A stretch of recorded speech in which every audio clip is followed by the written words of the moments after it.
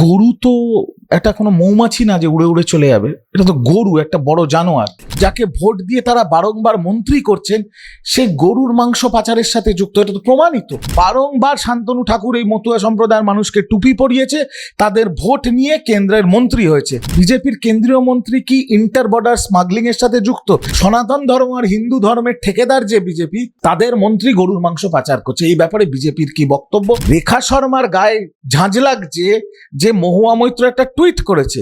রেখা শর্মা হচ্ছে বিজেপির এবং নরেন্দ্র মোদীর চাকর মাত্র। কিন্তু আমার একটা প্রশ্ন বাংলা হান্টের প্রচুর ভিউয়ার্স যারা আছে তাদের কাছে, যে আপনি যদি রাজ্যের সংবিধানের সর্বোচ্চ পদে বসে থাকেন, তাহলে কি আপনার অধিকার হয় কোনো মেয়ের সাথে শ্লীলতাহানি করার বা কোনো মেয়ের ইজ্জত নিয়ে খেলার? দাদা, গরু পাচার হচ্ছে সীমান্তে এবং তার সঙ্গে বিএসএফ জড়িত। এই বিষয় নিয়ে আগেও রাজ্য সরকার সরব হয়েছিল, তবে কি এবার সেই রাজ্য সরকারের সেই মন্তব্যের শিলমোহর পড়লো? সত্যি কি শান্তনু ঠাকুর সেই গরু পাচারের সঙ্গে যুক্ত? দেখুন, ইতিমধ্যেই একটা পাস সামনে এসছে। আমি যদি পারি আপনাদের সেই পাসটা দেখিয়েও দিতে চাই আপনাদের চ্যানেলে। এই পাসটা ইস্যু করছে শান্তনু ঠাকুর। এই পাসটায় আপনি দেখুন, শান্তনু ঠাকুর বিজেপির কেন্দ্রীয় মন্ত্রী জিয়ারুল গাজী নামক একজন মানুষকে 85 নম্বর বিএসএফ ব্যাটালিয়নকে একটা পাস ইস্যু করেছে যে এই মানুষটা বাংলা থেকে বাংলাদেশ যাবে 3 কেজি গরুর মাংস নিয়ে, আর তাকে যেন সব রকম সহায়তা করা হয়। এবার এই যে পাসটা, যেখানে জিয়ারুল গাজী নামক ব্যক্তিকে বিজেপির কেন্দ্রীয় মন্ত্রী শান্তনু ঠাকুর তার লেটার হেডে পাস তৈরি করে 85 নম্বর ব্যাটালিয়নকে বলছে যে 3 কেজি গরুর মাংস তিনি বাংলা থেকে বাংলাদেশ নিয়ে যাবেন তাকে সহায়তা করার জন্য। এর মধ্যে 3টে প্রশ্ন ওঠে। প্রশ্ন 1, তাহলে কি বিজেপির কেন্দ্রীয় মন্ত্রী ইন্টার বর্ডার স্মাগলিং এর সাথে যুক্ত? কারণ আমি তো শুধু, আপনি যখন এরকম একটা ফরম্যাটে পাস ছাপিয়েছেন, সেখানে তো আপনি যা ইচ্ছে লিখতে পারেন। সেখানে তো আপনি গরুর মাংসের সাথে সোনাও লিখতে পারেন, রূপও লিখতে পারেন, হিরেও লিখতে পারেন। তার সাথে তো বন্দুক, গুলি, আননোন পার্সেল বলে কোকেন, হেরোইনও পাচার করতে পারেন। তাহলে প্রথম প্রশ্ন, বিজেপির কেন্দ্রীয় মন্ত্রী কি ইন্টার বর্ডার স্মাগলিং এর সাথে যুক্ত? আর সেই স্মাগলিং এর মধ্যে মানে কি ধরনের স্মাগলিং? সেটা কি শুধু গরুর মাংস, না তার সাথে সোনা পাচারও জড়িত, তার সাথে ড্রাগস পাচারও জড়িত, তার সাথে আর্মস অ্যামুনিশনস পাচারও জড়িত? প্রথম প্রশ্ন। দ্বিতীয় প্রশ্ন, কেন্দ্রীয় মন্ত্রী যদি একটা পাস তৈরি করে একটা ব্যাটালিয়নের কমান্ড্যান্টের জন্য, আবার পাসটা দেখাচ্ছি যাতে আমি দেখিয়ে দেখিয়ে বলতে পারি। এখানটায় দেখুন, ভালো করে দেখুন, টু দ্য কোম্পানি কমান্ডো, মানে একটা ব্যাটালিয়নের কোম্পানি কমান্ডোকে, একটা ব্যাটালিয়নের কোম্পানি কমান্ডোকে যদি একটা কেন্দ্রীয় মন্ত্রী, আবার দেখাচ্ছি, কেন্দ্রীয় মন্ত্রী পাস ইস্যু করে, তার তো ঘাড়ে মাথা নেই যে সে সেই ব্যক্তিটাকে থামাবে, তাই তো? তো তাহলে this is also a matter of national security. If it is a matter of national security, যদি জাতীয় সুরক্ষার বিষয় হয়, তাহলে মানে দেশের হোম মিনিস্টার অমিত শাহ, দেশের ডিফেন্স মিনিস্টার শ্রী রাজনাথ সিংজি এবং এনএসএর শ্রী অজিত দোভাল এইটা নিয়ে তদন্ত করবে না কেন? তদন্ত কেন করা হবে না? 2 নম্বর।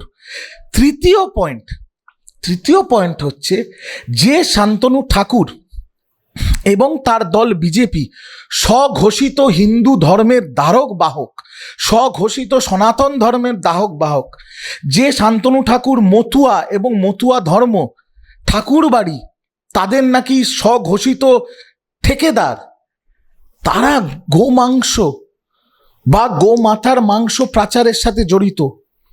এখন হিন্দু ধর্মের ঠেকেদার, এই স্বঘোষিত ঠেকেদার বিজেপি কি উত্তর দেবে? কি উত্তর দেবে গোরক্ষক কমিটিরা? কি উত্তর দেবে মতুয়া সম্প্রদায়ের নেতা নেত্রীরা, যে তাদের মন্ত্রী, তাদের সম্প্রদায়ের মানুষ যাকে ভোট দিয়ে তারা বারংবার মন্ত্রী করছেন, সে গরুর মাংস পাচারের সাথে যুক্ত? এটা তো প্রমাণিত। এই 3টে প্রশ্নের আমরা উত্তর চাই। 1, জাতীয় সুরক্ষা লঙ্ঘন হচ্ছে, সেখানে HMO আর PMO কি বক্তব্য রাখবে? দ্বিতীয়, কেন্দ্রীয় মন্ত্রী গরু পাচার, আর আমরা জানি গরু পাচারের সাথে যুক্ত সেটা আমরা জানি, সোনা পাচার বা অন্য কিছু মাদক পাচার এইসবের সাথে যুক্ত কিনা সেটাও দেখতে হবে। আর তৃতীয়, সনাতন ধর্ম আর হিন্দু ধর্মের ঠেকেদার যে বিজেপি, তাদের মন্ত্রী গরুর মাংস পাচার করছে। এই ব্যাপারে বিজেপির কি বক্তব্য, শুভেন্দু অধিকারীর কি বক্তব্য, সুকান্ত মজুমদারের কি বক্তব্য, অমিত শাহ, জেপি নাড্ডা, নরেন্দ্র মোদীর কি বক্তব্য আমরা জানতে চাই। দাদা, তুমি যেটা বললে তার প্রেক্ষিতে আমি জানতে চাইছি যে অনেকে এটা মনে করছে যে মতুয়া সম্প্রদায় যেটা বললে যে তাদের কাছে গো মাংস বা গরু পাচার এই বিষয়টা কোথাও যে একটা নিজেদের অনেকটা কাছের বিষয়, তারা এই জিনিসটাকে যেহেতু ওই জিনিসটা পছন্দ করে না বা যাই বলুক না কেন তাদের সংস্কৃতির আর কাছে আঘাত আনে এই যে বিষয়গুলো, তো কোথাও কি রাজনৈতিক মহলে এরকম মন্তব্য আছে কি মহুয়া মিত্র এই মুহূর্তে এই যে এটা পোস্ট করেছেন তিনি, কোথাও কি সামনেই বাগদা বিধানসভা কেন্দ্র রয়েছে বনগাঁর মধ্যে, সেটা কি নিজস্ব ভোট মানে মতুয়া ভোটকে নিজের আয়ত্তে আনার জন্য কি এরকম পদক্ষেপ? দেখুন, মহুয়া মৈত্র এটা পোস্ট করেছেন প্রথমে টুইটারে, আমি নিজে পোস্ট করব কিছুক্ষণ বাদে।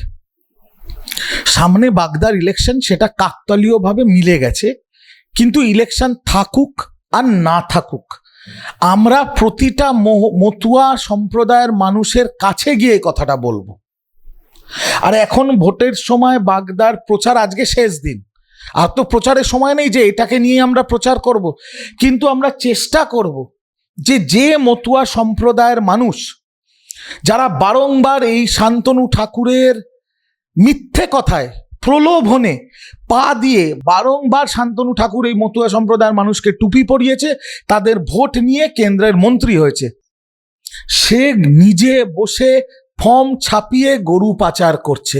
এটা মতুয়া সম্প্রদায়ের প্রতিটি মানুষের জানা উচিত, ঠাকুর বাড়িতে বিশ্বাসী প্রতিটা মানুষের এটা জানা উচিত। আর এটা শুধু বাগদা বনগা বলে নয়, রানাঘাট থেকে শুরু করে নবদ্বীপ থেকে শুরু করে বাংলার প্রতিটি জায়গায় যেখানে মতুয়া সম্প্রদায়ের ভাই বোনেরা থাকেন, তৃণমূল কংগ্রেস তাদের কাছে এই ফর্মটা পৌঁছে দেবে যে দেখুন আপনারা যাকে বিশ্বাস করে বারংবার মন্ত্রী করেছেন সে নিজে গরু পাচারের সাথে যুক্ত।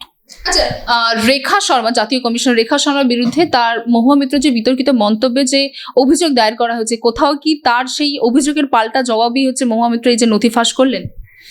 দেখুন, একটা কথা বলবো, রেখা শর্মা যখন সন্দেশখালির মতো সাজানো ঘটনা হয়েছিল বাংলায়, যখন বিজেপি নোংরামি করেছিল সন্দেশখালি নিয়ে, রেখা শর্মা সেজে গুজে সুটকেস নিয়ে সন্দেশখালি চলে এসেছিল 3 দিন ক্যাম্প করার জন্য। কিন্তু এই রেখা শর্মারই চোখে ছানি পড়ে যায় যখন মণিপুর হয়, যখন হাতরাস হয়, যখন উন্নাও হয়, যখন বিজেপি শাসিত রাজ্যে মহিলাদের শোষণ হয়। আমার রেখা শর্মার কাছে প্রশ্ন, আপনার মহুয়া মৈত্রর একটা টুইটে এত গাত্রদাহ হচ্ছে, আপনি তো ন্যাশনাল কমিশন অফ উইমেনের চেয়ারপারসন, আমার কাছে আপনার প্রশ্ন, আপনাদের দ্বারা মানে আপনাদের দ্বারা না, বিজেপির দ্বারা নমিনেট করা বাংলার রাজ্যপাল পূর্ব মেদিনীপুরের একটা বাচ্চা মেয়ে, তার নাম আমি বলতে চাই না যেহেতু এটা শ্লীলতাহানির কেস, সে চাকরি করতে গেছিল, তাকে একটা ভালো চাকরির লোভ দেখিয়ে 24শে এপ্রিল এবং 2রা মে 2 বার বাংলার রাজ্যপাল শ্লীলতাহানি করেছে। আর সংবিধানের 361 ধারাকে সামনে রেখে নিজের পিঠ বাঁচাচ্ছে। এই রেখা শর্মা কোথায়? কোথায় রেখা শর্মা? রেখা শর্মার গায়ে ঝাঁঝ লাগছে যে মহুয়া মৈত্র একটা টুইট করেছে, কিন্তু বিজেপির রাজ্যপাল মহিলা শ্লীলতাহানি করছে, সেখানে রেখা শর্মা চোখে দেখতে পাচ্ছে না, এই মেয়েটার আর্তনাদ কানে শুনতে পাচ্ছে না, এ ব্যাপারে কি মুখে বোবা হয়ে গেছে না জিভ কেটে পড়ে গেছে, কোনো বক্তব্য রাখতে পারছে না? আইন সবার জন্য এক, আর রেখা শর্মা হচ্ছে বিজেপির এবং নরেন্দ্র মোদীর আমার মনে হয় চাকর মাত্র। সেই জন্যে তিনি চোখেও দেখতে পান না, কানেও শুনতে পান না, মুখেও কিছু বলতে পারেন না যখন বিজেপির নেতারা বা বিজেপির রাজ্যে মহিলাদের অপমান হয় বা বিজেপির নেতারা যখন মহিলাদের সম্ভ্রম নিয়ে খেলে। তাই রেখা শর্মাকে বলো বড় বড় ডায়লগ না দিতে। বেশ করেছে মহুয়া মৈত্র, যা বলেছে ঠিক করেছে, 100% ঠিক করেছে। তুমি যেটা রাজভবন নিয়ে যেটা বললে যে, এবং এই ঘটনার প্রেক্ষিতে ইতিমধ্যে একটা খবর বারবার সামনে আসছে যে ইতিমধ্যে নাকি 2 কমিশনারকে তাদের বিরুদ্ধে পদক্ষেপ নেবে কেন্দ্র, রাজভবন এবং রাজ্যপালকে তারা অসম্মান করেছে তার জন্য। কি বলবো? এটা ভিত্তিহীন খবর। এটা একেবারে ভিত্তিহীন খবর। এটা ভাসিয়ে দেয়া হচ্ছে, অনেক খবরের কাগজে এই খবরটা করেছে, বাট এটা এখন অবধি এটার কোনো ভিত্তি নেই। কারণ হোম মিনিস্টার্স অফিস থেকে স্টেট গভর্নমেন্টের বা চিফ সেক্রেটারির কাছে এরকম কোনো চিঠি আসেনি। কিন্তু আমার একটা প্রশ্ন বাংলা হান্টের প্রচুর ভিউয়ার্স যারা আছে তাদের কাছে, যে আপনি যদি রাজ্যের সংবিধানের সর্বোচ্চ পদে বসে থাকেন, তাহলে কি আপনার অধিকার হয় কোনো মেয়ের সাথে শ্লীলতাহানি করার বা কোনো মেয়ের ইজ্জত নিয়ে খেলার? যেমন কোনো রাজনৈতিক নেতা, সে তৃণমূল হোক, বিজেপি হোক, সিপিএম হোক, কংগ্রেস হোক, আমাদের যেমন কোনো রকম অধিকার নেই কোনো মহিলার সম্ভ্রম নিয়ে ছিনিমিনি খেলার। যদি সেটা কেউ করে থাকে, সে যে রাজনৈতিক দলেরই হোক, তার উচিত জেলে থাকার, তাই তো? তাহলে সেই একইভাবে শুধু সে সাংবিধানিক প্রধান বলে সে তার পিঠ বাঁচাবে কেন? আগেও তো এরকম রাজ্যপালরা আছেন। 2009 সালে এনডি তিওয়ারি অন্ধ্রপ্রদেশের শ্লীলতাহানির অভিযোগ হয়েছিল, পদত্যাগ করেছিলেন। 2017 সালে মেঘালয় ভি ষণমুগাথন রাজ্যপাল, শ্লীলতাহানির অভিযোগ হয়েছিল, পদত্যাগ করেছে। তিনি পদত্যাগ করছেন না কেন? তিনি ইনভেস্টিগেশন করতে দিচ্ছেন না কেন? তিনি কেন সংবিধানকে সামনে রেখে নিজের পিঠ বাঁচাচ্ছেন? ইনভেস্টিগেশন হলেই দুধ কা দুধ পানি হয়ে যায়। আর তার থেকেও বড় প্রশ্ন হচ্ছে, বিজেপি তো এনাকে পাঠিয়েছে, তো বিজেপি এনাকে এত মাথায় তুলছে কেন? ওই ব্রিজভূষণ শরণ সিং হোক, প্রজ্জ্বল রমন্না হোক, শ্রমিক ভট্টাচার্য হোক, মানে যারা মেয়েদের বিরুদ্ধে শ্লীলতাহানি করবে, মেয়েদের সাথে রেপ করবে, মেয়েদের গায়ে হাত তুলবে, তাদেরই কি বিজেপি মাথায় তুলে রাখবে? এটাও তো আমরা বুঝতে পারছি না যে বিজেপি এর বিরুদ্ধে পদক্ষেপ নিচ্ছে কিনা। নিচ্ছে না কেন? একে তো সরিয়ে দিলেই পারে বিজেপি। এই উত্তরটা তো বিজেপিকে দিতে হবে। শুভেন্দুকে গিয়ে জিজ্ঞেস করুন এই উত্তরটা। অবশ্যই দাদা, কিছু যে এই যে রাজনৈতিক বিতর্ক চলছে, আমি যদি একটু আগের প্রশ্নে ফিরে যাই, যে শান্তনু ঠাকুরকে নিয়ে যে রাজনৈতিক বিতর্ক চলছে, এই বিতর্কের মধ্যেই তিনি আবার বিতর্কিত মন্তব্য করেছে এনআরসি নিয়ে। তিনি মতুয়া সম্প্রদায়ের মানুষদের বা সেখানকার যেই বক্তব্য তিনি দিয়েছেন, সেখানে বলেছেন যে এরপরে পরবর্তী যে কোনো সরকারি এনআরসি আনুক না কেন, আপনাদের তার আয়ত্তে পড়বে না, কিন্তু তার আগে আপনাদের সিএ করতে হবে, মানে নাগরিকত্ব নিতে হবে। কোথাও যে বাগদার সামনে উপনির্বাচন রয়েছে, তার আগে এরকম বিতর্কিত, কারণ মতুয়া সম্প্রদায়ের কাছে নাগরিকত্ব একটা আবেগের বিষয় আমরা জানি। তাহলে কি আবার সেই নিজের উপনির্বাচনে জয়ী হওয়ার জন্য বা মতুয়া ভোটকে নিজেদের আয়ত্তে আনার জন্য কিরকম মন্তব্য রাখছেন? দেখুন, শান্তনু ঠাকুর বিজেপির কেন্দ্রীয় মন্ত্রী, তিনি, আমি আপনাকে বলছি, তিনি একজন প্রতিষ্ঠিত মিথ্যেবাদী। তিনি বলেছিলেন সিএ যখন লাগু হলো, যখন আমাদের দলনেত্রী মমতা ব্যানার্জি বলেছিলেন যে সিএ করার দরকার নেই, কারণ বাংলার সকল মানুষ দেশের নাগরিক, তখন এই শান্তনু ঠাকুরই বলেছিল যে আমি সিএতে অ্যাপ্লাই করব। আমি আপনাদের মাধ্যমে অনুরোধ করব যে শান্তনু ঠাকুরের যদি ক্ষমতা থাকে, শান্তনু ঠাকুর ওর সিএ এর অ্যাপ্লিকেশনটা দেখাক। আজকে আপনি আমাকে একটা কথা বলুন তো, সিএ এনআরসি আমরা বাংলায় হতে দিইনি কেন? তার কারণ যে মতুয়া সম্প্রদায়ের মানুষ বাংলায় থাকে, তাদের সেই সকল কাগজ আছে যে কাগজ ভারতের প্রধানমন্ত্রীরও আছে। তাদের আধার কার্ড আছে, ভোটার কার্ড আছে, রেশন কার্ড আছে, সব কিছু আছে। তারা তাদের ভোটাধিকার প্রয়োগ করে তাদের সম্প্রদায়ের একটা মানুষ শান্তনু ঠাকুরকে সংসদে পাঠাচ্ছেন। শুধু সংসদে পাঠাচ্ছেন না, তিনি দেশের মন্ত্রী হচ্ছেন। তো তাহলে যারা ভোট দিচ্ছে তারা যদি দেশের নাগরিক না হয়, তাহলে ওই মতুয়া সম্প্রদায়ের মানুষ, সে প্রতিনিধি যে এখন বিজেপির মন্ত্রী, তাহলে সেও দেশের নাগরিক নয়। তাহলে বিজেপি আর নরেন্দ্র মোদী জবাব দিক যে এমন একটা মানুষ যে দেশের নাগরিক না, সে দেশের মন্ত্রী হলো কি করে? আর সে যদি দেশের মন্ত্রী হতে পারে, আর যাদের ভোটে সে মন্ত্রী হয়েছে, তাহলে তারাও তো দেশের নাগরিক। এই ঢপবাজি দিয়ে শান্তনু ঠাকুর বিগত 15 বছর ধরে মতুয়া সম্প্রদায়ের মানুষদের টুপি পরাচ্ছে। তাদের এই নাগরিকত্ব, মতুয়া সম্প্রদায়ের মানুষ চেয়েছিল নিঃশর্ত নাগরিকত্ব, সেটা তো তারা পাচ্ছে না। শান্তনু ঠাকুর এবং তার যতগুলো চামচা আছে আশেপাশে, তার ভাই, এরা সবাই মতুয়া সম্প্রদায়ের মানুষদের এই নাগরিকত্বর গাজর সামনে ঝুলিয়ে বারংবার ভোটের টুপি পরাচ্ছে আর ভোটটা আদায় করে নিচ্ছে। আমি আপনার চ্যানেলের মাধ্যমে সকল মতুয়া ভাই বোনেদের পরিষ্কার বার্তা দিতে চাই, আমি তৃণমূলের জাতীয় মুখপাত্র হিসেবে, আপনারা সকলেই ভারতবর্ষের নাগরিক। এই ফাঁদে পা দেবেন না। কাকে ভোট দেবেন আপনাদের ব্যক্তিগত বিষয়, কিন্তু কেউ আপনাকে এনআরসি দেবে, কেউ আপনাকে সিএ করিয়ে দেবে, এইসব ভাওতাবাজিতে পা দেবেন না। আপনারা সবাই এই দেশের নাগরিক। শান্তনু ঠাকুর মিথ্যুক, শান্তনু ঠাকুরের ভাই মিথ্যুক, শান্তনু ঠাকুরের সাথে যত চামচাগুলো আছে সব করা মিথ্যুক। এই মিথ্যেতে আর পা দেবেন না। তাতে আমরা দেখেছিলাম যে শাসক দলের কথা যদি আমি বলি, শাসক দলের নাম বারবার হেভি ওয়েট নেতাদের নাম, অনুব্রত মণ্ডল বলুন বা দীপক অধিকারী, গরু পাচার মামলার সঙ্গে তাদের নাম জড়িয়েছিল। এবং এই মুহূর্তে রাজ্য থেকে যেটা বলা মানে বারবার মন্তব্য এর আগেও করা হচ্ছে যে বিএসএফ জড়িত আছে, কেন্দ্রে এর সঙ্গে জড়িত আছে এই গরু পাচার মামলায়। তো কোথাও কি মানে রাজনৈতিক মহলে যে বক্তব্য আসছে যে রাজ্য কি নিজেদের দায়টা সরাচ্ছে, যে কেন্দ্রের উপর সম্পূর্ণ দায়টা দিচ্ছে যে গরু পাচার মামলায় শুধুমাত্র কেন্দ্রই জড়িত রয়েছে? আমার একটা সাধারণ প্রশ্ন, সেটা হচ্ছে একটু প্র্যাকটিক্যাল হতে হবে আমাদের। গরু তো একটা কোনো মৌমাছি না যে উড়ে উড়ে চলে যাবে, এটা তো গরু, একটা বড় জানোয়ার। তো আমার প্রশ্ন হচ্ছে খুব সিম্পল, যে দেশের বর্ডার বাংলা থেকে বাংলাদেশ, এই যে আন্তর্জাতিক বর্ডারটা, সীমান্তটা, এটা গার্ড করে কে? বিএসএফ।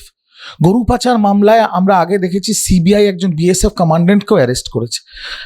তো বর্ডার কেন্দ্রীয় সরকারের অধীনে, গার্ড করছে বিএসএফ কেন্দ্রীয় সরকারের অধীনে, সেখান থেকে গরু পাচার হচ্ছে।